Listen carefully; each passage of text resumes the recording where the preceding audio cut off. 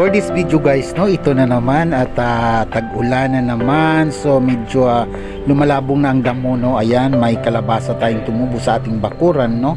Ayan, may mga spinach, no, dahil yun nga, tag-ulan.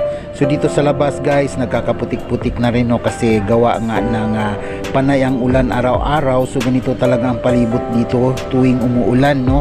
At sumisibol ang tubig sa loob ng ating bahay. Kaya nagkaroon tayo ng instant swimming pool, no. Ayan. So dahil tag-ulan guys, para ayaw tayo matambakan ng ating nilaban, so minabuti na rin nating maglaba, no. Ayan. So automatic naman yung ating washing. So kailangan natin ilagay dyan at iwanan na lang para pagbalik natin at magsasampay na lang tayo.